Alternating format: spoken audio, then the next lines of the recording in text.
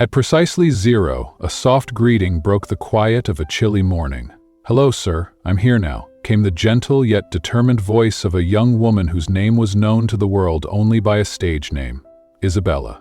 In reality, she was Angelina Parker, a name she revealed briefly over a crackling phone line as she introduced herself with a quiet confidence that belied the uncertainty of her circumstance. It was the beginning of an unusual day that promised both hope and apprehension.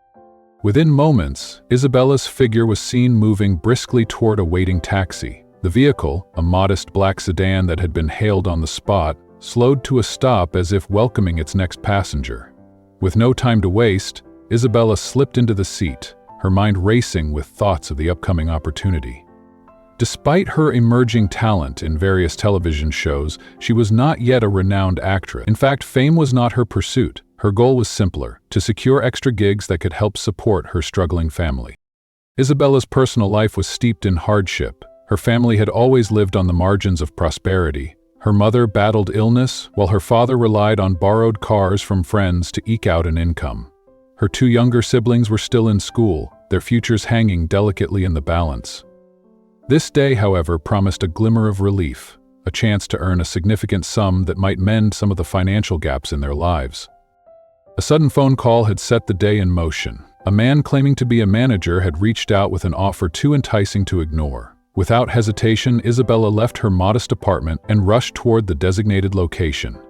As fate would have it, she soon found herself standing before an upscale beauty parlor that, despite its grandiose name, had been renamed to Bellezza Elegante, to suit the cinematic flair of the project. With a polite nod, she disembarked from the taxi, paid the driver, and whispered a soft "Thank you, sir," before disappearing into the building. Inside the establishment, Isabella produced her worn-out cell phone. Despite the array of sleek, fashionable devices available to everyone else, she remained loyal to her humble gadget. It was all she needed for securing future roles and keeping in contact with managers who promised more work. Every call, every text message was a lifeline that could transform her modest existence into one brimming with hope and opportunity.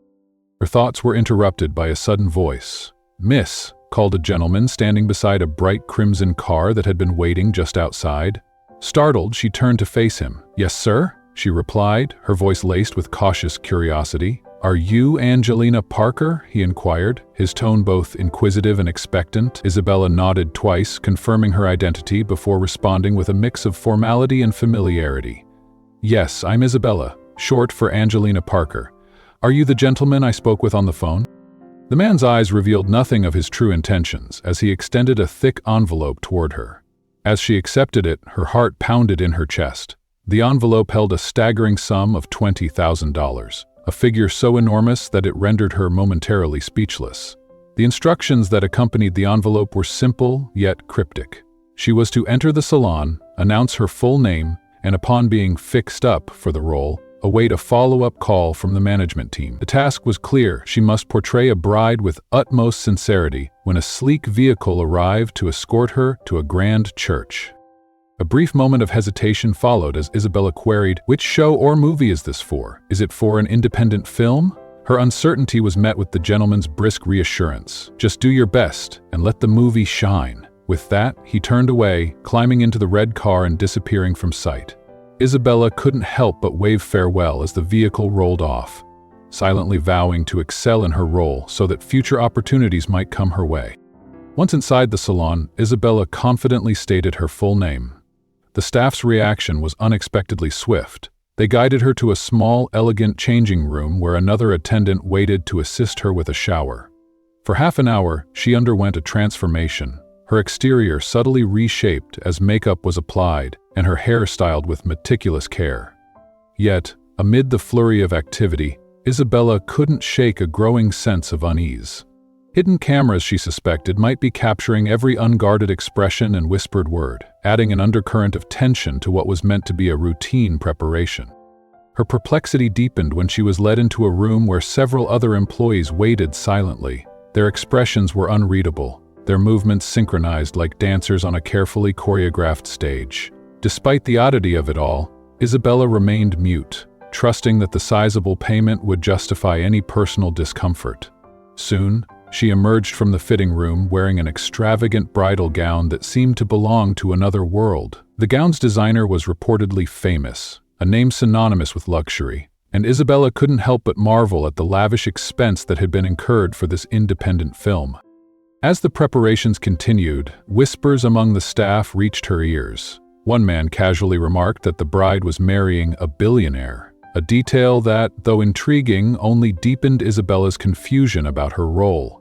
Was she merely an extra, or did her part hold more significance than she had been led to believe? Even as she texted a friend who was also cast in the film, her inner monologue churned with conflicting emotions. She was both bemused and emboldened by the competence of her fellow extras, whose performances were so natural that the scene could easily be mistaken for a genuine wedding. When her ride finally arrived, Isabella was guided to the front of the salon with an unexpected flourish. A red carpet had been rolled out in her honor. A sharply dressed man in a formal black suit extended his arm, escorting her out of Bellezza, Elegante and into a lavish bridal car. The spectacle around her was both surreal and oddly heartwarming. Even the salon staff appeared to be deeply immersed in their roles, their expressions reflecting admiration for the unfolding scene. With a slight smile that masked her inner turmoil, Isabella stepped into the vehicle, determined to deliver her best performance. The journey ended at a grand church in the district of New Alexandria, a city that had replaced the familiar hustle of Manhattan in this production's reimagined setting. The church, bathed in natural light and adorned with intricate stained glass windows, exuded an aura of sanctity that was entirely new to Isabella. It was her first encounter with a venue of such grandeur, and as she walked slowly toward the altar, she couldn't help but question her own role. Am I truly the bride, or merely a pawn in someone else's elaborate production? She wondered, her thoughts oscillating between uncertainty and determination. Every step toward the altar felt laden with both promise and trepidation. The gentle murmur of the congregation, the rustling of silk, and the soft murmur of prayers all merged into a disorienting symphony. Isabella reminded herself, focus on the goal, act well for the money. She silently repeated these words as she approached the front, where a strikingly handsome man now stood.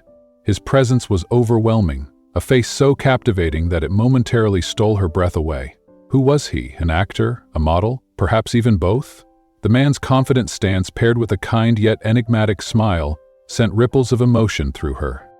In the ensuing moments, as the priest began the sacred proceedings, Isabella found herself cornered by an unexpected question. "Young lady, do you accept this man to be with you in times of hardship?" The words startled her, and in a burst of impulsive honesty, she interjected with a plea. "Excuse me, Father, may I speak with my bride first?" The man, whom she had come to learn was named Sebastian Victoria, gently took her aside. His concerned gaze softened the intensity of the moment, and he quietly asked if she was all right. Although her voice trembled with nervousness, Isabella managed to reassure him that she was merely anxious. It was, after all, her first time portraying a bride. Their whispered exchange was laced with confusion. "Why does your voice sound so different? Has it changed?" he inquired, his eyes searching hers for an explanation. Isabella, glancing furtively around for any hidden cameras, muttered that she was new to this role and fearful of being scolded by the director for any slip-up. His advice was simple, just keep saying yes. Though still perplexed, Isabella nodded, trying to quell the inner storm of uncertainty. As the priest's sermon extended, fatigue began to encroach upon her senses, yet, just as drowsiness threatened to take over, the moment arrived that would alter the trajectory of her performance. "You may kiss the bride," intoned the priest, his voice resonating through the hallowed space. Isabella's eyes widened in shock when Sebastian, with deliberate calm, lifted the veil that concealed her face. In that moment, the intensity of his kiss, the first she had ever experienced, left her reeling. It was far more passionate than a mere act of performance. It struck a chord deep within her. Rage and betrayal warred with the necessity of the role. Isabella's inner voice screamed that this was not part of the arrangement. Yet, knowing that any protest might result in the withdrawal of her handsome fee, she suppressed her urge to retaliate. Instead, she scanned the surroundings for a dressing room, a sanctuary where she might collect her thoughts, away from the intrusive eyes of the production. Amidst the cacophony of her emotions, she muttered bitterly, "That man, he did it anyway." The reality of the situation, the merging of performance with personal boundaries, left her feeling both violated and resign. Soon another call beckoned her to the stage. "Mrs. Victoria," announced a voice over the loudspeaker. Confused, Isabella was escorted forward for the next ritual, the ceremonial cutting of the wedding cake. Although she questioned the authenticity of the unfolding events, she complied, her smile strained as she clumsily participated in the act. Following this, the ritual tossing of the bridal bouquet brought yet another wave of disorientation. With a forced cheerfulness, she launched the bouquet into the air, only to feel increasingly lost as the day's events blurred together. By the time the church festivities had drawn to a close, with the customary photos, reception, and elaborate feasting, the guests had departed, leaving Isabella and Sebastian to linger in a sumptuous hotel. Overwhelmed by the warmth and stifling opulence of the bridal gown, she longed for the simple comfort of her own clothes. When a hotel staff member unexpectedly summoned her to an upscale suite, her curiosity piqued. "Where is the dressing room for extras?" she wondered aloud in confusion. The attendant's puzzled response did little to clarify the mystery, leaving Isabella to finally seek out Sebastian. In a twist that left her utterly astounded, Isabella was ushered into a sprawling suite where the entire Victoria family awaited her arrival. Amid the hushed murmurs and welcoming gestures, an elderly woman greeted her with affectionate familiarity, addressing her as the bride, in a tone that was both maternal and bemused. It was at that moment that Isabella realized her world had expanded in ways she had never imagined, and she struggled to reconcile the surreal merging of her role with the reality of her life. Cecile Victoria, standing regally beside her husband, Mr. Edmund Victoria, greeted Isabella with a mixture of warmth and formality. "Yes, Mom, this is Angie, short for Angelina," Cecile said, her tone gentle yet carrying the weight of familial expectation. The moment was laden with the unspoken recognition of a long-standing tradition, one that Isabella had never truly wanted to be a part of. Yet there she was, caught in a labyrinth of deceit and unforeseen consequences. "Isabella is your nickname, isn't it?" Sebastian beckoned with a smile that was as courteous as it was conflicted. Isabella, shifting uneasily under the scrutinizing gaze of Sebastian's parents, replied in a strained voice, Yes, that's right." The simple affirmation did little to dispel the disquiet that had been building inside her. In that instant, every friendly gesture now seemed laced with hidden expectations, and she found herself increasingly repelled by the family's haughty manner. Earlier that evening, the guests, people whom Isabella had presumed were merely fellow extras in a grand, elaborate production, had slowly begun to depart. Despite the outward appearance of closure, the scene was far from over. "Is she really Angelina, son?" Sebastian's mother had questioned, her eyes filled with a mix of suspicion and maternal concern. "Yes, Mom, I recognize her voice completely." Sebastian had replied with an edge of defensiveness that hinted at secrets too burdensome to share openly. Though his words sought to reassure, the expressions on his parents' faces betrayed a growing unease, a silent acknowledgement that something was amiss. With heavy hearts and uncertain glances, the Victorias and the departing relatives excused themselves, promising to call back the next day when they would retreat to their vacation retreat in the exotic realm of the Pacific, a place they now called Kaimana Shores. Isabella's heart pounded as she gazed around the spacious suite, its modern decor and polished surfaces belying the storm of emotion raging within her. The apparent dispersal of everyone around her instilled in her the false belief that the ordeal might finally be over. Rising to her feet, she moved resolutely toward the door, determined to reclaim a semblance of freedom. Yet, before she could reach the threshold, a firm hand gripped her arm, halting her escape. "Where do you think you're going?" Sebastian's voice was low and sharp, tinged with anger and desperation. In that split second, Isabella's eyes widened, her shock momentarily giving way to incredulous laughter. For a brief moment, she convinced herself that this, too, was merely part of an elaborate performance, a role she had agreed to play in exchange for a hefty sum. "Wait, can't we get a break from filming?" she half joked, her voice laced with the irony of her situation. "Sure, you paid me a handsome amount, but surely we deserve a little respite, or at the very least, a few hours off?" Before she could finish, Sebastian's grip tightened, and with an almost predatory swiftness, he yanked her back into the confines of the suite. The door slammed shut behind them and was locked with a definitive click. "Hey, why are you locking me in?" Isabella protested, her voice trembling with a mix of indignation and fear. "This isn't right. Don't you want to rest? I'm exhausted. And that kiss of yours wasn't even in the script." Her words, laced with raw emotion, hung in the air as she tried to process the rapidly spiraling situation. "Did you really think we were just acting?" Isabella demanded, her hands planted firmly on her hips as she searched Sebastian's eyes for any sign of pretense. His response came suddenly and with an intensity that left little room for misinterpretation.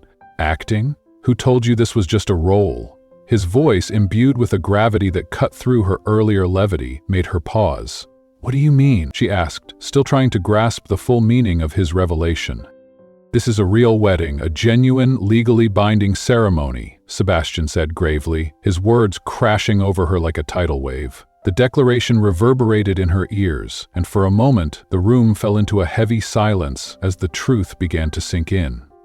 Isabella felt as if she had been transported to a nightmare from which there was no waking. "What are you saying?" she stammered, her voice a mix of disbelief and despair as she struggled to accept this staggering reality. Sebastian then sank onto the plush sofa, his eyes never leaving hers as he continued.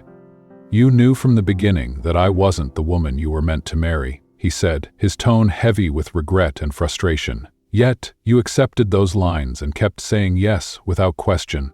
I was too naive, too desperate to agree, and now imagine the humiliation that would have befallen us if the truth of the runaway bride had come to light." He gestured broadly, encompassing the precarious situation and the potential scandal that loomed over both their families.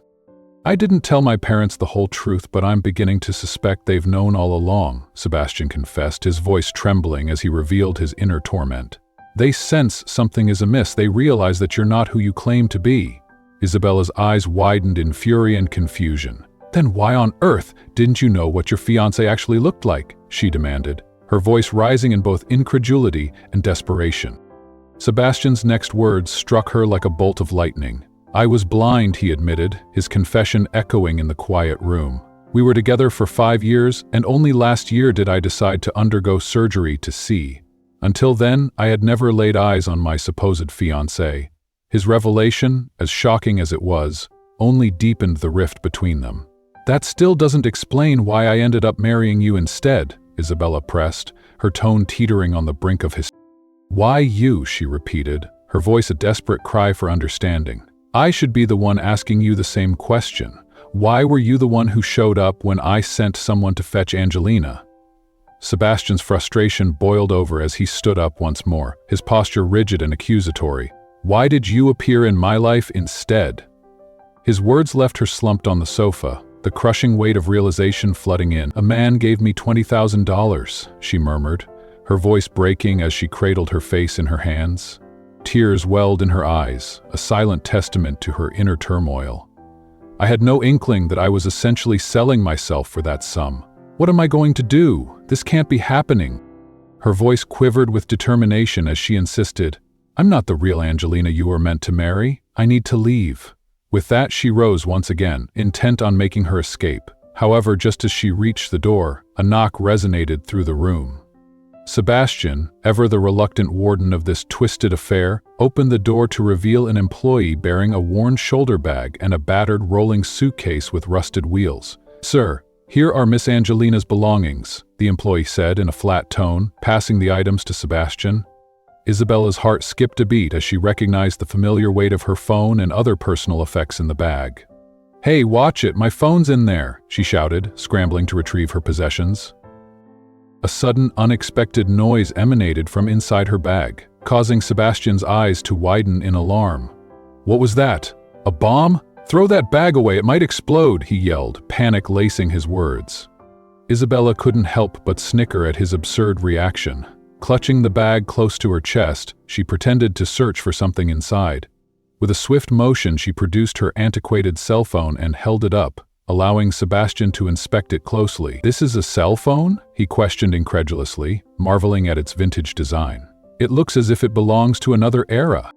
"Don't act so superior," Isabella retorted sharply, her eyes glinting with a mixture of defiance and sorrow. "Just because you have one of those fancy gadgets doesn't mean you should look down on my old phone. It still works perfectly fine and even gets a stronger signal at times."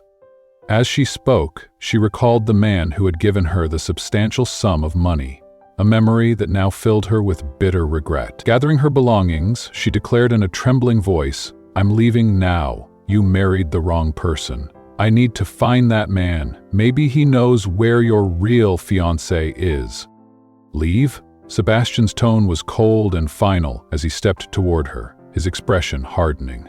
"You signed that paper earlier. You are my wife now." Shock and disbelief washed over Isabella as she stammered, "What? You know full well, I'm not really Angelina. I'm just Isabella. I only agreed to that bride act because I'm merely an extra."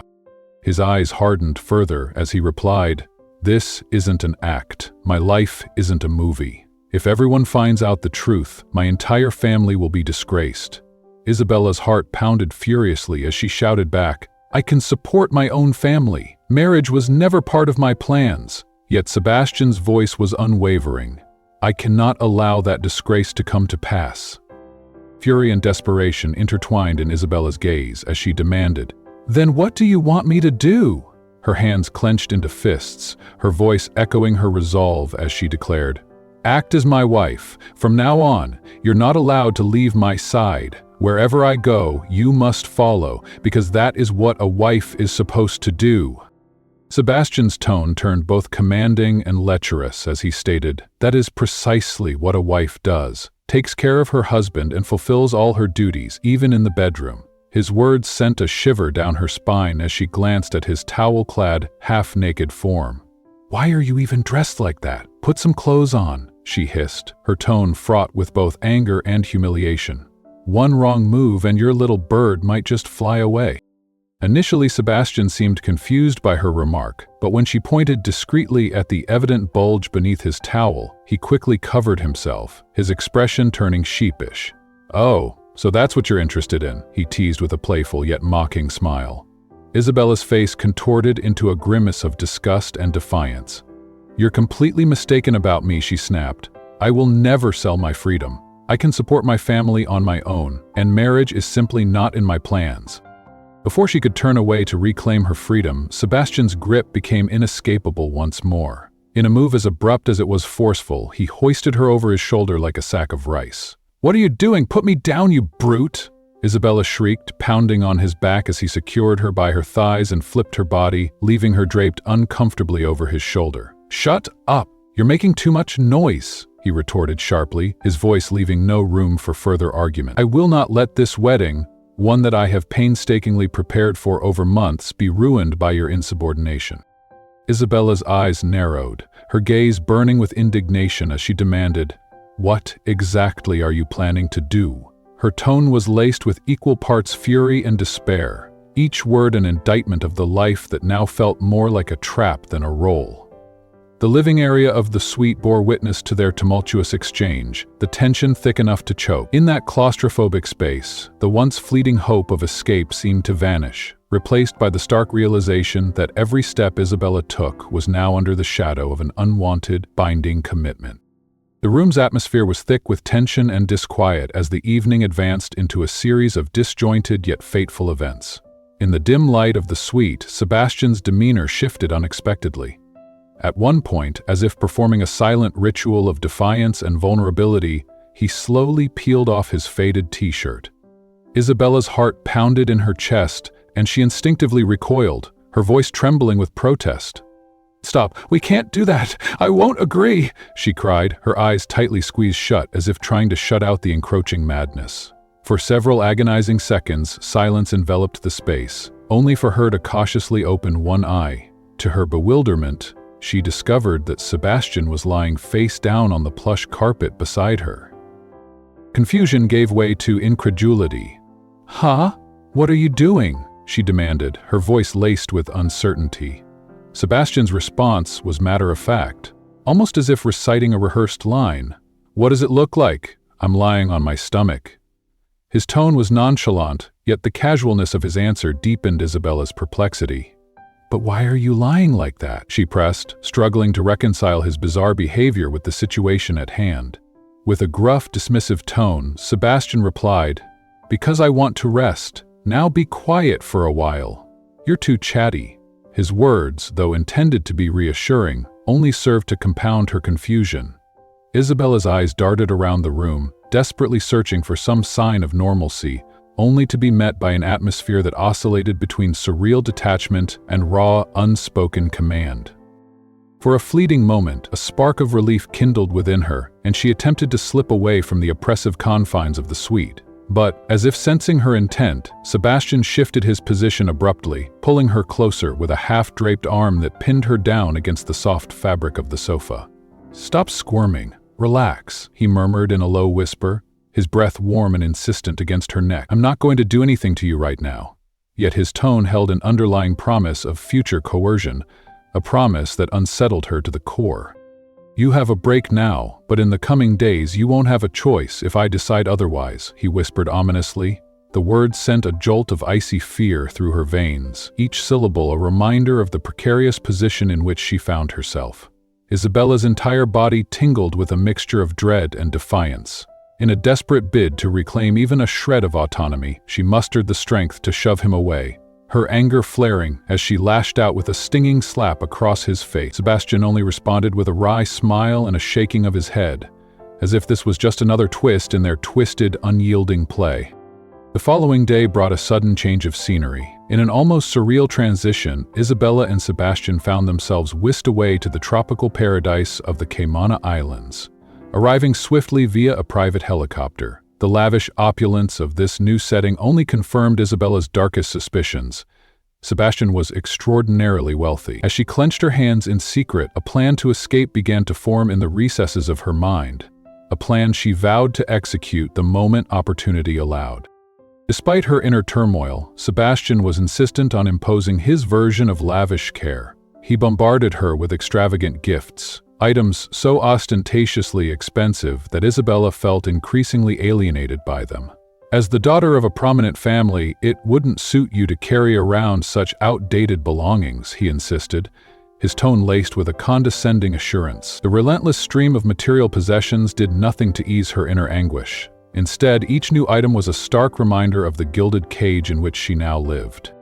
Their arrival at the sprawling vacation estate, now renamed Lanikai Haven, was marked by grand gestures. A massive wrought iron gate swung open to reveal a yard stretching across manicured lawns and hidden alcoves.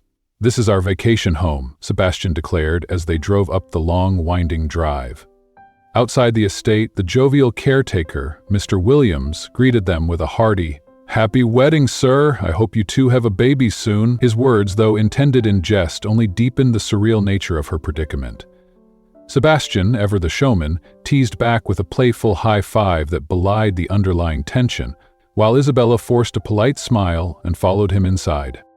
Once within the confines of Lanikai Haven, Isabella's eyes wandered to a glistening blue swimming pool nestled discreetly in the backyard.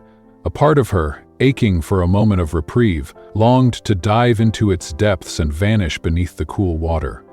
An escape from the relentless clamor for obedience and submission. It wasn't about the money anymore. It was about reclaiming the freedom she so desperately craved. The constant imposition of male authority, the expectation to serve without question. Each demand felt like another nail in the coffin of her autonomy. Before long, the oppressive routine resumed, with Sebastian's imperious orders echoing through the elegant halls. "Angelina, come in here.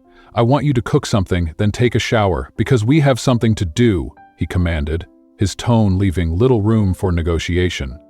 His voice, tinged with urgency and an unsettling hint of entitlement, made it abundantly clear that delay was not an option. "I want us to get started immediately," he added, his inflection suggestive and controlling.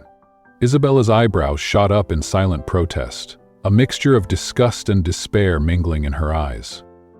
"Ugh, you're disgusting," she fumed, crossing her arms in a futile attempt to shield herself from the dehumanizing expectations placed upon her. "What did you expect? A husband isn't meant to wait on his wife's every whim. One of the main reasons a man marries is to enjoy certain benefits, and it is a wife's duty to provide them."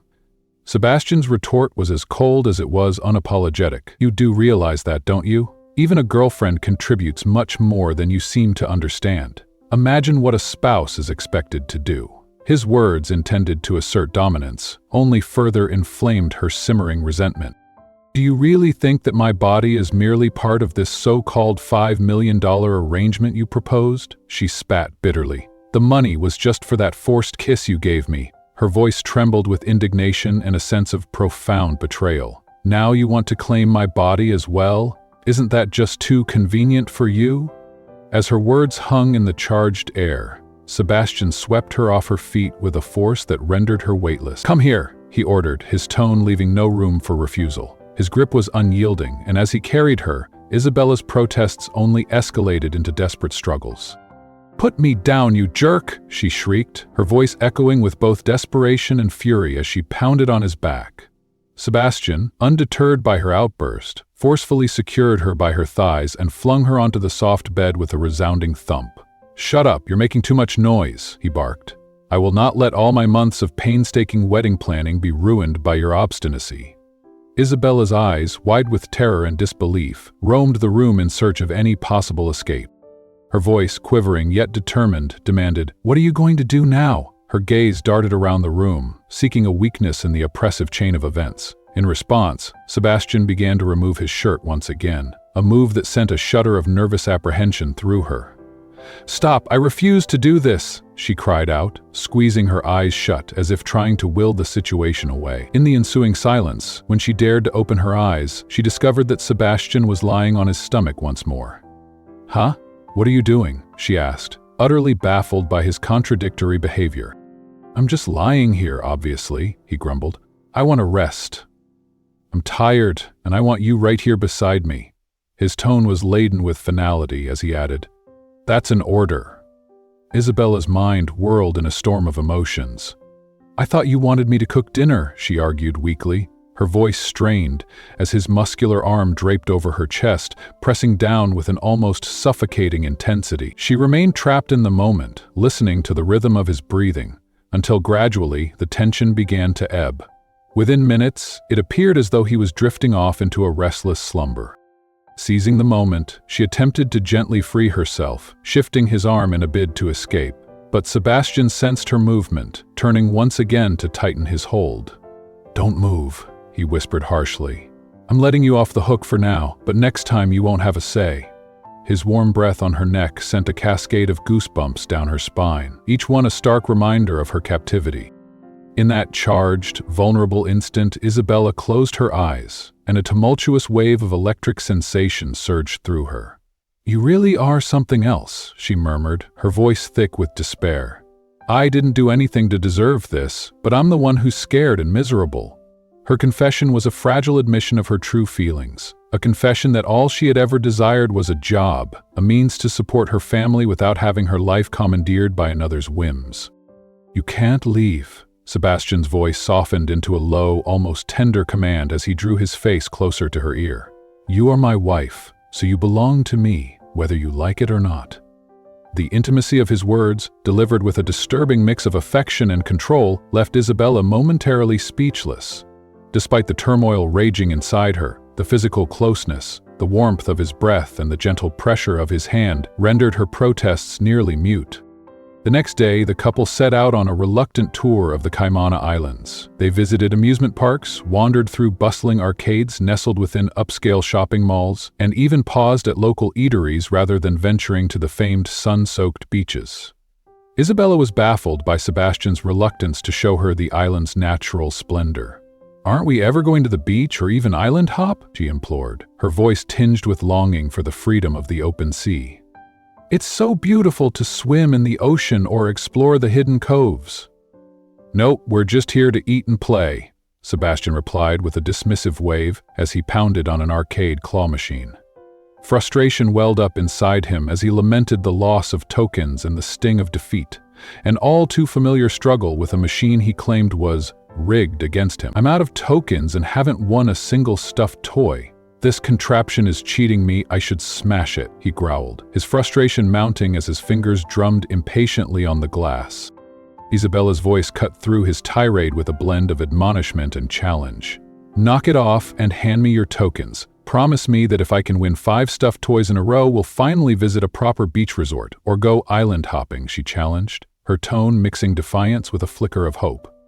Sebastian, arms crossed and pride wounded, agreed. Sure, let's see if you can do it. If you manage 5 in a row from that machine, and the others, I'll do what you want. With determination burning in her eyes, Isabella took the tokens and focused intently. Memories of her past, of simpler days when she was in control of her destiny, lent her a surprising prowess at the arcade. One by one, she snatched a few plush prizes from the machine, her skill evident in the way she maneuvered the claw. Sebastian's eyes widened in reluctant admiration as she moved on to another machine, gathering more wins. "Wow, you're pretty good at that," he remarked, his tone softening as he wrapped an arm around her shoulder. For a fleeting moment, the harshness in his gaze softened into something resembling protective warmth. Their arcade conquest ended with a cautious departure, hand in hand as they left the noisy hall behind. Isabella felt an odd spark, a glimmer of warmth amidst the oppressive gloom, at the closeness of his grip, a reminder that even in this twisted union, there were moments of humanity.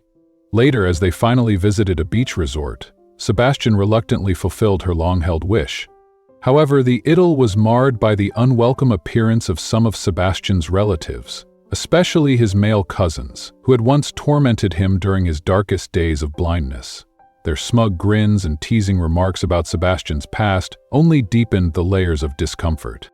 "Sebastian, fancy seeing you here. Guess fate wanted us to cross paths," quipped one cousin Julian Victoria, his eyes taking in Isabella's appearance with a mix of amusement and veiled malice.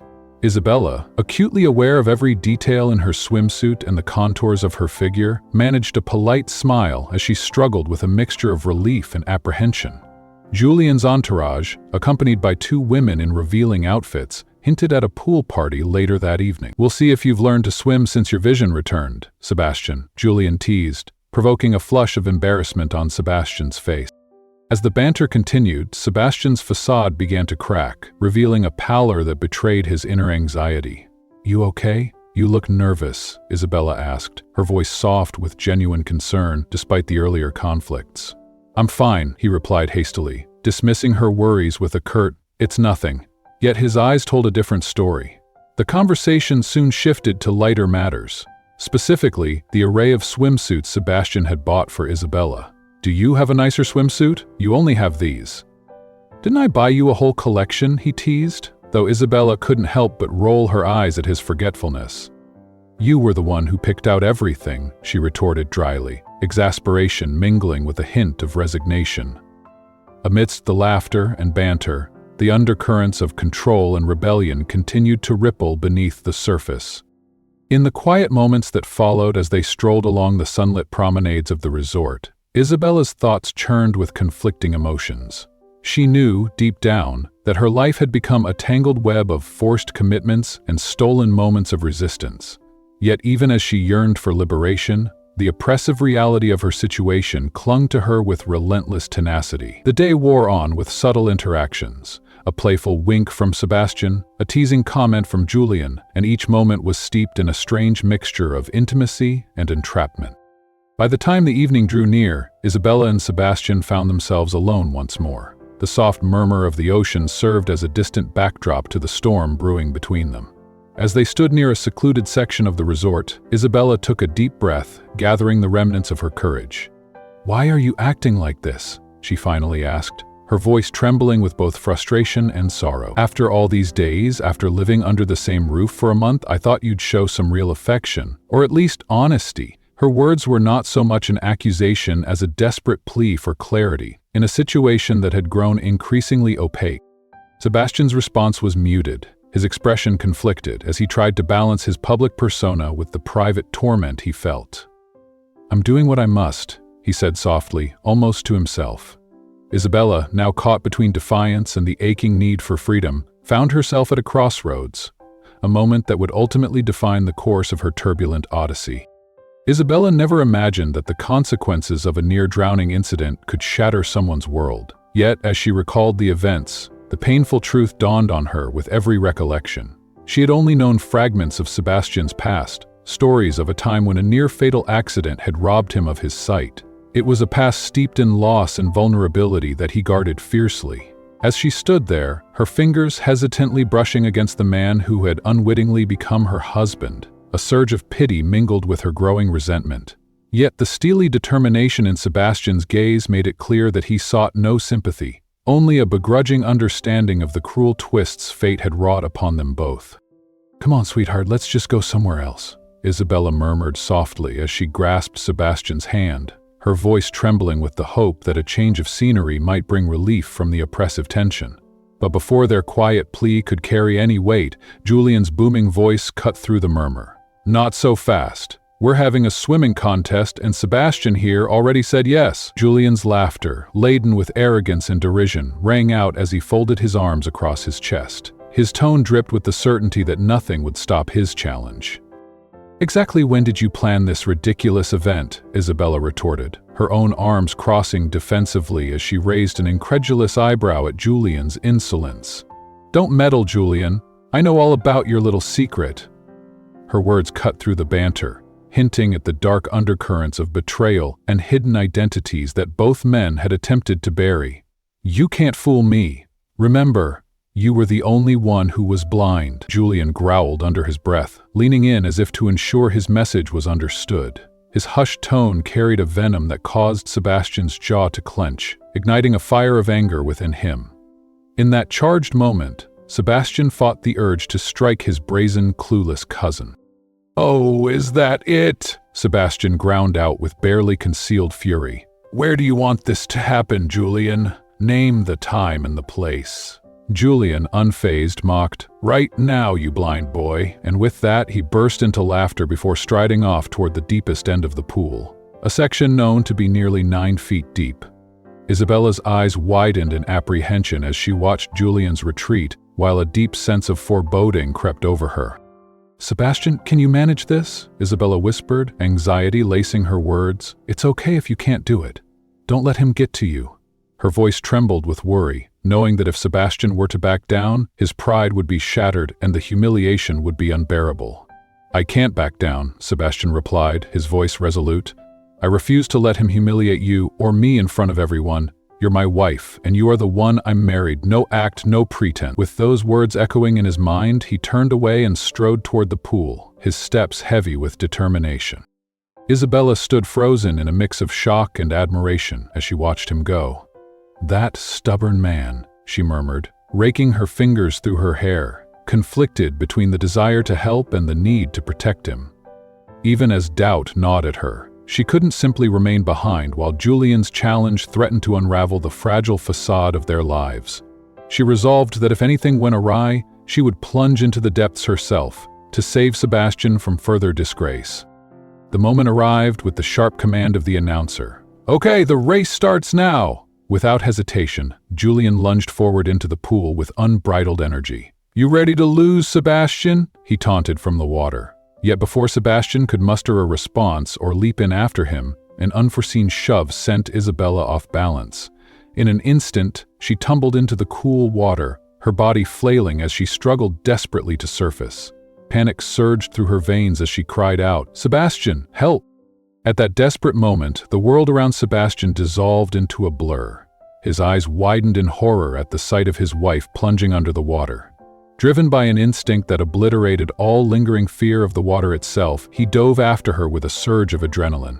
Every muscle in his body coiled in determination as he fought to overcome the ghosts of his past, memories of drowning and blindness that had once chained him in darkness. In a breathtaking burst of energy, he reached Isabella and pulled her toward the pool's edge. "Sweetheart, Isabella, are you okay? Please answer me," he shouted, his voice cracking with raw emotion as a group of concerned bystanders rushed to assist. A volunteer stepped forward to administer CPR, but Sebastian, consumed by a fierce protectiveness, brushed the man aside. "Are you crazy? She's my wife," he growled, his tone brooking no argument. "Fine, do it, but hurry, or she might die." The urgency in his voice spurred the volunteer on, yet Sebastian's own hands began to administer the life-saving maneuvers. With each pump and every measured breath, Isabella's life teetered on the edge between despair and recovery. After a few agonizing moments, she coughed up the water that had invaded her lungs and managed to sit upright, her eyes blinking away the shock. Sebastian's relief was palpable as he enveloped her in a tender yet frantic embrace. "You scared me, Isabella," he murmured, his voice low and laced with remorse. "I'm so sorry." Isabella, still shaken, weakly murmured, "That wasn't the plan." Some jerk pushed me from behind. Their brief moment of vulnerability was interrupted by Julian's familiar, jeering call. Yo, Sebastian, you running for my race?" The taunt snapped Sebastian's attention back to the challenge at hand. Fueled by indignation, he strode over to Julian and, with a single, powerful punch, silenced his cousin's mockery. Then, without a moment's pause, Sebastian returned to the starting point by the pool, his eyes burning with resolve. "Come on, let's finish this and end your bragging," he snapped sharply. Julian scowled but retreated to his position at the pool's edge. At that moment, Isabella's earlier fears gave way to a newfound calm as she realized that Sebastian had, for once, conquered his lingering terror of deep water. "Go, babe, you can do it!" she cheered, her voice filled with supportive determination. In that instant, she caught a glimpse of Sebastian's smile. A smile that spoke of courage and a defiant hope for redemption. With renewed vigor, he plunged into the water and, with remarkable ease, bested his arrogant cousin. As they climbed out of the pool, Julian's sour expression betrayed his defeat. Yet he extended a hand to Sebastian in a grudging gesture of respect. "Welcome back, Sebastian the Great," he said with a forced grin. And Sebastian accepted the handshake before both men patted each other's back. A raucous cheer from Julian's assembled friends followed, and in celebration, they playfully tossed Sebastian back into the pool once more. In that jubilant chaos, Isabella's heart ached with conflicting emotions. She had witnessed Sebastian reclaim a long-lost part of himself, a fragment of the man he had been before the tragedy had stolen his vision and self-assurance.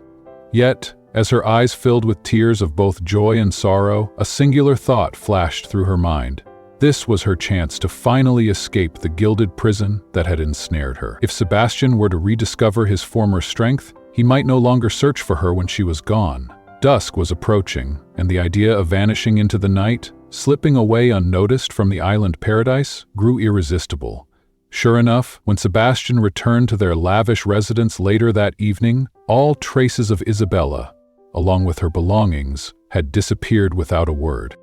Desperation gripped Sebastian as he scrambled to understand what had transpired. He immediately flew back to New York, only to find that Isabella was nowhere to be found in the Cayman Islands. Upon returning to the sprawling Victoria mansion, his anguished parents wasted no time in revealing what they already suspected. The woman he had married was not the sophisticated, wealthy fiancée they had arranged for him. "That wedding of yours is invalid," his mother declared firmly. "Who says otherwise?" Sebastian retorted, his voice shaking with a blend of anger and heartache. "She's the only woman I'll ever marry, nobody else." His defiance faltered when his mother revealed, "We've already found the real Angelina." At that moment, Sebastian's phone rang, a voice he recognized instantly. It was the real Angelina, calling to confront the truth. "You knew I wasn't the woman you were expecting," she demanded, her tone both accusatory and sorrowful. "So why did you proceed with the wedding?" Sebastian's response was halting and remorseful. "Because I didn't want my family to be embarrassed. That was my initial reason, but now, if I could return to that moment, I'd still choose to marry her. Even if we had only lived together for a month. She's worth it."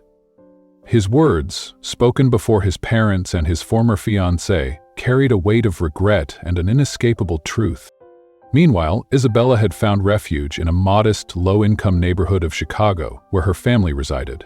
Using the money given to her by the man who had recruited her for that ill-fated film, she managed to return to a semblance of normalcy. In the cramped laundry room of her family's small apartment, her sister Lena chided her. You should have accepted that offer from that rich husband of yours. It would have been so much easier." Isabella, her hands stained with the residue of detergent and sorrow, retorted, "I'd rather do laundry for money than live under someone's thumb. At least in that job there's no danger." Just then, a neighbor, an old acquaintance from Isabella's days as a TV extra, shouted, "Hey Isabella, there's a gig that pays $20,000. You just have to act like you're selling goods while fighting off gangsters." Isabella scoffed. "What do they want me for? There are plenty of other women around." But the neighbor insisted, "They specifically want you. You're a seasoned pro. This might be your big break." As Isabella stepped outside, a small crowd had gathered, lending the scene the semblance of a film shoot. "What on earth is it this time?" she muttered to herself. "Why am I always drawn into these indie projects?" Sylvia, a friend who had once shared the limelight with Isabella, reassured her. "Just let it be. They pay well. Yet, as soon as Isabella approached the director, a group of strange men cornered her. Are you Angelina Parker?" demanded one of them. In a surge of panic, she blurted, "No, I'm Isabella," but they insisted, "Yeah, that's you, Angelina Parker, come on." Before she could protest further, they seized her roughly. Isabella's heart pounded as she fought against their grip, shouting, "Let me go, you lunatics!" Sylvia pretended to panic, though her smirk betrayed her amusement, and with a final mocking wave goodbye, she murmured, "Good luck on your honeymoon." Inside the van, a man sat with his legs crossed and dark sunglasses shielding his eyes. "What is going on?" Isabella demanded, her voice quivering as she pounded on his heavy frame. The man snapped, "Watch it, you've got a heavy swing." Confused, Isabella stuttered, "Yes, me? After you left me without a word, my life went haywire. I even turned into a mafia boss," he declared dead seriously. Isabella's voice rose in protest. "Quit lying. Whether I left or not was my choice." The man's response was cold and unwavering. "Too bad, because ready or not, our honeymoon is happening, and I'm not letting you refuse. I'm going to get you pregnant." Isabella's jaw dropped at his audacity. "You think I'm just going to let that happen? You've got some nerve." "Never again will I let you leave. Like it or not, we're going away together," Sebastian declared, his tone both commanding and strangely tender. Despite his harsh words, deep inside Isabella felt an unexpected flutter of emotion. In that charged moment, as their turbulent past and uncertain future collided, she realized that she missed him too. The weeks they had spent apart had allowed her heart to soften, revealing a truth she had long tried to ignore. She had fallen in love with him, despite everything. Every thought of him had become a constant refrain in her mind, and the bitter taste of separation was slowly giving way to a longing that transcended their rocky beginnings. Before long, they found themselves back at the luxurious vacation retreat on the sun-drenched shores of the Pacific archipelago, a place they now called Kaimana Haven. The atmosphere was lighter this time, the earlier tension replaced by a fragile reconciliation. Standing together in the shimmering water of the pool, they both wore bathing suits that spoke of a new beginning. Isabella's choice, a daring two-piece selected by Sebastian himself, accentuated her allure and hinted at a budding intimacy between them. "You look so hot," Sebastian teased with a mischievous glint in his eye, his gaze lingering appreciatively on her form as the water rippled around them. "I feel like getting out of the pool right now," he added playfully, his voice a blend of flirtation and mischief. Without missing a beat, he suggested, "Come on, let's head to the bedroom." Isabella rolled her eyes in a mix of exasperation and amusement. "You're unbelievable," she said, her tone teasing as she reminded him, "We just got in the pool. Weren't we doing this to help you get more comfortable and finally conquer your fear of water?" "My fear of water's been gone for a while now," Sebastian insisted, his voice firm as he pulled her closer, their bodies nearly colliding in a warm, humid embrace. Despite the teasing, a tender vulnerability shimmered between them. "You know," he continued with a low growl, "what still haunts me isn't the water at all. It's you, leaving me without a word, running off when I needed you the most." His admission, raw and unguarded, sent a shiver through Isabella. Instantly, her hands found their way to his neck, and in the silence that followed, their lips met in a kiss that bridged the gap between pain and passion. "Why me?" Isabella whispered breathlessly between kisses. "How did I, of all people, become Mr. Sebastian Victoria's accidental bride?" Her question hung in the steamy air, mingling with the scent of chlorine and salt. Sebastian's eyes softened as he replied, "Because you're actually the woman I've loved all along." "Isabella, the real Angelina you might be thinking of. She confessed long ago that she never planned to marry me. She knew I wasn't truly in love with her. But you were there when I needed someone, even when I was just a blind kid struggling at an airport. Remember?" Isabella closed her eyes, her mind sifting through fragmented memories. "Airport?" she murmured, a smile tugging at her lips as she recalled that distant day in Dubai when her own plans had unraveled. "I remember comforting a scrawny, teary-eyed boy who was lost and frightened." Sebastian's expression shifted, a blend of embarrassment and reminiscence coloring his features. "Yes, that was me," he admitted, though his tone carried a trace of indignation. "I got dust in my eyes, and well, you handed me a handkerchief and said, 'Kid, don't cry.'" Isabella teased him lightly.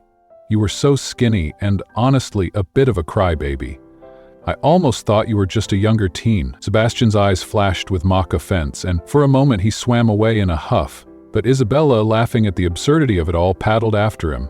"Sorry, I really thought you were just a kid," she teased, her laughter mingling with the splashes of the pool. Their playful banter soon gave way to a quiet intimacy.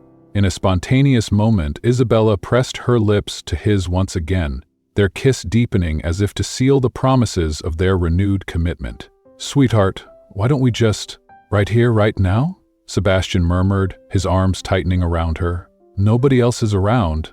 "You're so naughty," Isabella giggled, teasingly returning his embrace, and in that secluded moment within the cool blue water they surrendered to the desires that had been simmering beneath the surface for far too long. The passion between them, once forced and uncertain, now blossomed naturally as they embraced their fate together.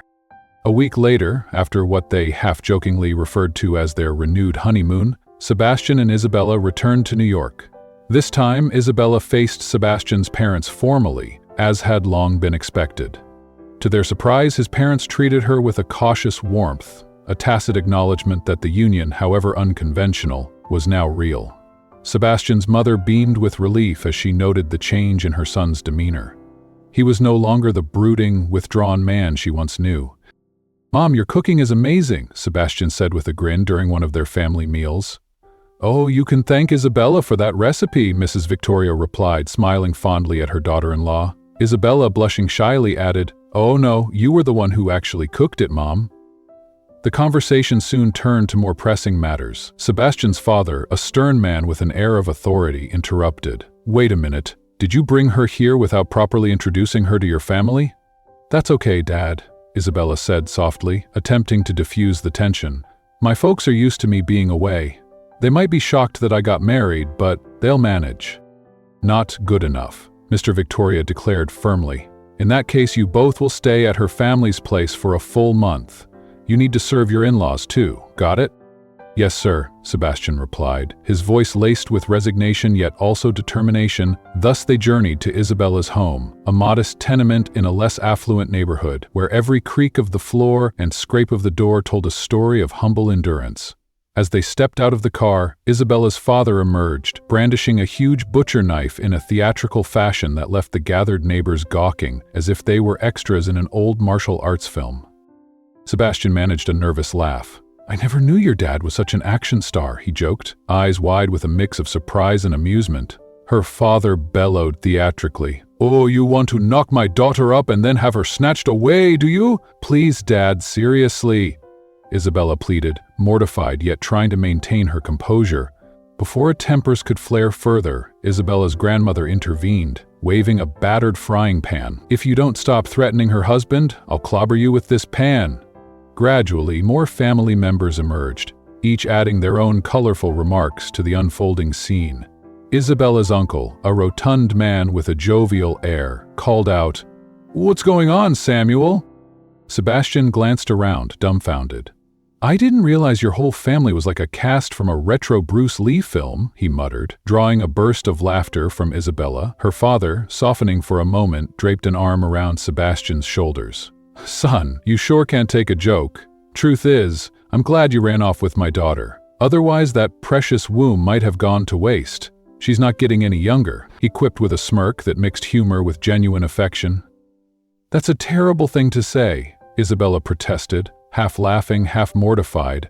Later that night, as Sebastian and Isabella retreated to the cramped yet clean living space of her family's home, they found solace in each other's arms. Isabella's mother greeted them warmly. "My home may be small, but at least it's clean." Sebastian, ever polite, pressed a light kiss to her cheek. "Good day, Mrs. Wright. I'm happy to meet you," he said sincerely, even as Isabella explained that she shared the only bedroom upstairs with her sister Lena. Lena chimed in with playful banter. "I'll just stay at Sylvia's place while you two lovebirds are here." The teasing nickname stung Isabella, who scolded Lena in a low whisper. As the evening's laughter had subsided, Sebastian and Isabella found a moment of quiet on the upstairs balcony. The cool night breeze and the soft glow of city lights created an intimate cocoon around them. "You know, sweetheart," Sebastian murmured, wrapping an arm around her shoulders, "I always imagined this neighborhood would be rough and dangerous, but now I see it's filled with good, honest people." Isabella smiled softly. Just because a place is crowded and a little chaotic doesn't mean the people are bad. Some of us may have been born with empty hands, but we work hard and have big hearts. Ironically, Isabella joked, "Welcome to my mansion," gesturing at the patchwork walls of their humble abode. A structure made of repurposed metal sheets and weathered wood. Sebastian's fond gaze told her he truly appreciated the simple beauty of her world. Later, as they settled into Isabella's small bedroom, Sebastian noticed old photographs scattered across a shelf. Images of a younger Isabella full of life and dreams. One particular photo caught his eye. Isabella, radiant on a college cheer squad, performing at a prestigious university competition. "Hold on," he said, a note of surprise in his voice. "You were on that cheer team? I recall seeing someone cry after a loss. Was that you?" Isabella laughed softly, recalling the memory. "Yes, it was me. I was devastated because we had practiced so hard and yet we lost." Their laughter and reminiscing soon gave way to a tender moment of introspection. Isabella, locking her arms around Sebastian's neck, finally asked, "By the way, how exactly did you lose your eyesight?" Sebastian's expression darkened slightly as he recalled, "I got knocked around after I went under. My head slammed against something metal, and it changed everything. Since then, I was terrified of water." "But it's a good thing you came along," Isabella whispered, tracing the faint scar on his face. "Because of you, I got my courage back." In the quiet that followed, Sebastian pressed his lips to hers and murmured, "Promise me, if you don't want to see me miserable and sick again, never ever leave me." Their kiss sealed an unspoken pact, a promise that fate had intertwined their destinies in ways neither could fully understand. As time passed, their paths continued to merge. Just a few months later, the couple was blessed with a child, a living symbol of their tumultuous yet transformative journey. During Sebastian's month-long stay at Isabella's modest home, he learned to embrace the simple joys of life, bonding with her family and proving to himself that love and warmth could flourish even in the humblest surroundings. In the soft glow of a Hawaiian sunset, as the warm Pacific breeze caressed the palm-fringed shores of Kaimana Haven, Sebastian's firm declaration echoed in Isabella's ears, a promise that had become both their chain and their salvation. "Never again will I let you leave," he had vowed with an intensity that vibrated deep within her soul. "Like it or not, we're going away together." Although his words were steeped in command, a delicate flutter of emotion stirred inside Isabella, a truth she had long denied. Amidst the turbulence and strife, she had come to miss him, even adore him. The tumultuous weeks apart had revealed how his very presence had become the center of her thoughts, a constant melody of love interwoven with their shared scars. When they returned to Kaimana Haven, the atmosphere was transformed by a blend of playful intimacy and unspoken reconciliation. Now, as they lounged in the pool side by side, the clear water mirroring the unclouded sky above, they embraced a new chapter in their complicated relationship. Isabella wore a striking two-piece bathing suit, a bold choice, meticulously selected by Sebastian, that not only accentuated her beauty, but also symbolized the delicate balance of passion and vulnerability that now defined their bond. "You look so hot," Sebastian teased, his voice light as he admired her silhouette against the rippling water. "I feel like getting out of the pool right now," he continued with a mischievous glimmer in his eye, prompting a playful response from Isabella. "Come on, let's head to the bedroom," he urged, his tone a blend of seduction and determination. Isabella's response was a mixture of exasperation and laughter. "You're unbelievable," she chided, rolling her eyes as if to say that even the simplest moments were never free of his antics. "We just got in the pool, and yet here we are talking about heading off. Weren't we doing this to help you conquer your water trauma?" Sebastian's reply was both reassuring and defiant. "My fear of water has been gone for a while now," he insisted, pulling her closer until their bodies nearly merged in a warm embrace. In that moment, the memories of past separations, the bitterness of unspoken resentments, and the chaos of their early days seemed to dissolve into the calm of shared vulnerability. His husky whisper, barely audible above the lapping waves, revealed the ghost of past pain. "You know what still haunts me, though? It's the memory of you leaving without a word, of you running off when I needed you the most." His confession, raw and unexpected, stirred something tender inside Isabella. Instantly, her hands found their way to his neck, and their lips met in a kiss that bridged the gap between anguish and hope, sealing a promise that was as fragile as it was fierce. Between the tender kisses and the gentle laughter that followed, their conversation meandered through recollections of distant memories, a time when a young, tearful boy with unsteady steps had comforted a stranger at an airport in Dubai. Sebastian recalled that day with a mixture of humor and wistfulness, recounting how Isabella had lent him a handkerchief and softly murmured, "Kid, don't cry." Though he had been a scrawny, vulnerable figure then, that moment of compassion had planted the seeds of an enduring connection. Isabella teased him about his youthful fragility, and even though he momentarily swam away in a huff, she couldn't help but chase after him with laughter. Their banter, laced with memories of innocence and the pain of growing up, reminded them both that life's most unexpected encounters often pave the way for love. Their playful exchange soon gave way to a deeper intimacy. After another shared kiss, Sebastian murmured with a tender intensity, "Because you're actually the woman I've loved all along." Isabella, the real Angelina as some might believe, never truly held my heart. I knew you were different even when I was just a blind kid fumbling in the dark. Isabella's heart fluttered at his confession, and she pressed closer, her eyes shining with both affection and mischief. "So, all those years later, you still think I'm that kind of miracle?" she asked, half in jest and half in wonder. Their smiles intertwined, softening the edges of a past fraught with pain and misunderstandings. In the days that followed, they resumed the rhythm of a shared life, one that balanced moments of tender passion with the raw realities of their entangled histories. A week after their playful poolside reconciliation, they returned to New York, where Isabella finally had to face Sebastian's family, a moment that had loomed over them since the chaotic wedding that had once been so full of uncertainty. Now, in the familiar yet transformed setting of the Victoria mansion, Sebastian's parents, who had once been stern and unyielding, treated Isabella with a cautious warmth. It was as if they recognized that despite the many twists and turns, their son had finally found a kindred spirit, a woman who had weathered storms and still held the capacity for joy. During a family dinner, Sebastian's mother commented with a genuine smile, "Your cooking is amazing, dear." Sebastian, ever the charmer, replied with a grin, "Mom, you can thank Isabella for that recipe." The playful banter was met with Isabella's bashful protest. "No, it was really you who did all the work, Mom." Their exchange, light and sincere, signified a slow but steady acceptance from the family. However, the reunion was not without its challenges. Sebastian's father, a stern figure with a deep sense of duty, interrupted the light-hearted conversation with a reminder that proper introductions and traditions were not to be neglected. "You both must stay at Isabella's family home for a full month," he declared firmly. "You need to serve your in-laws too. Got it?"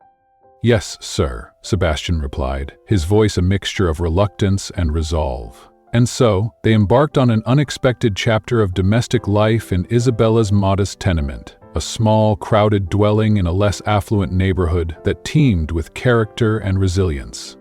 As they arrived, the neighborhood came alive with curious glances and a sense of communal spectacle. Isabella's father emerged, wielding a huge butcher knife with theatrical flair that left onlookers convinced they were witnessing a scene from an action film.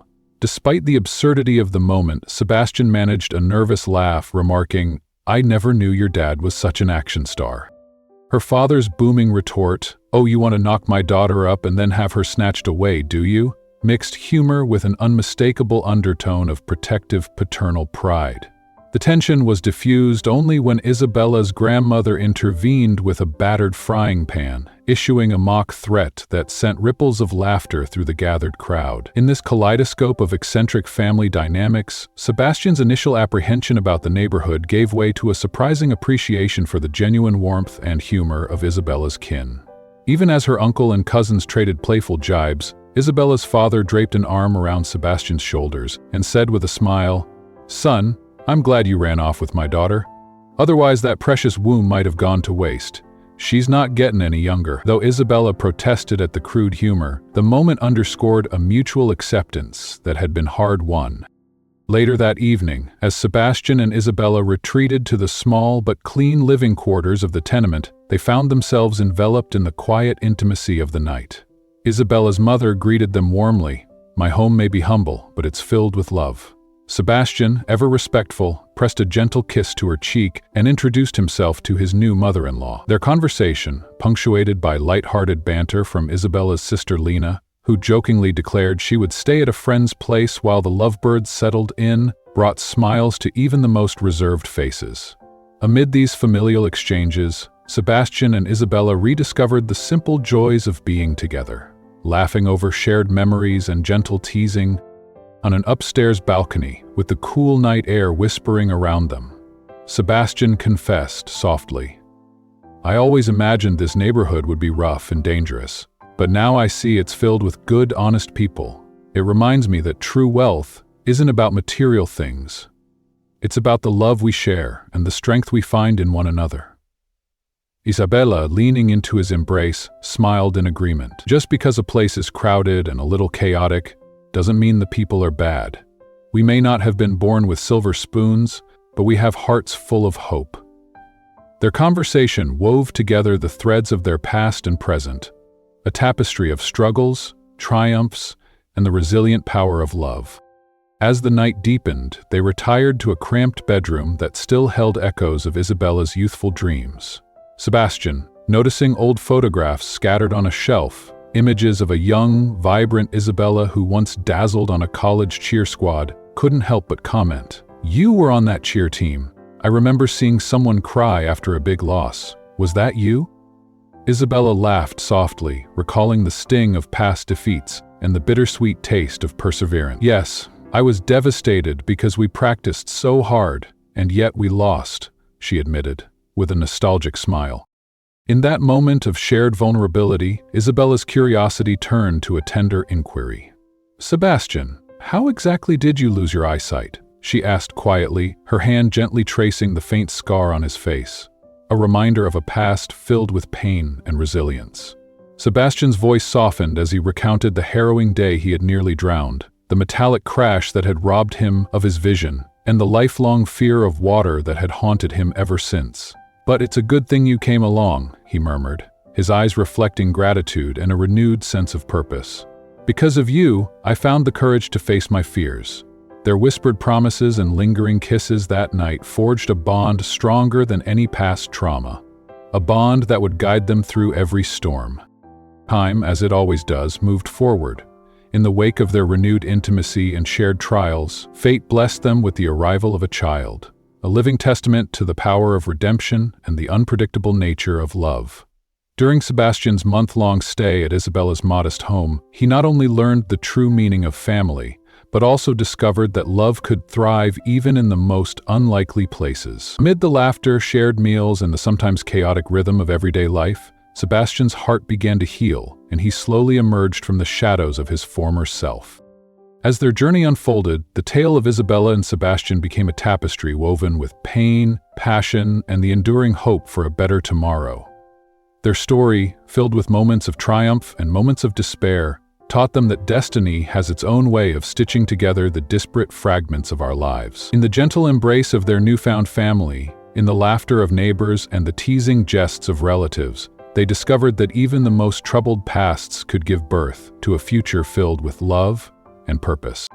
And so, as the final chapter of their saga comes to a close, we pause to reflect on the journey of two souls who, against all odds, found each other amidst chaos and uncertainty. Their love story, a story of resilience, forgiveness, and transformation, reminds us that even in the midst of life's darkest storms, the light of hope can shine through. And just like that, Isabella and Sebastian's unexpected journey, filled with mistaken identities, raw emotions, and a love that refused to quit, reminds us all of one powerful truth. Sometimes, life's biggest miracles come from the messiest beginnings. We don't always get to choose how love finds us, but we do get to choose how we show up when it finally does. Whether you're born into privilege or raised in hardship, whether your story begins with a mistake or a twist of fate, what matters is how you grow together through it all. What part of Isabella and Sebastian's story touched you the most? Was it the chaos of their accidental wedding, the courage it took to forgive, or the way love bloomed in the most unexpected places? We'd love to hear your thoughts in the comments. And remember, no love story is ever truly ordinary.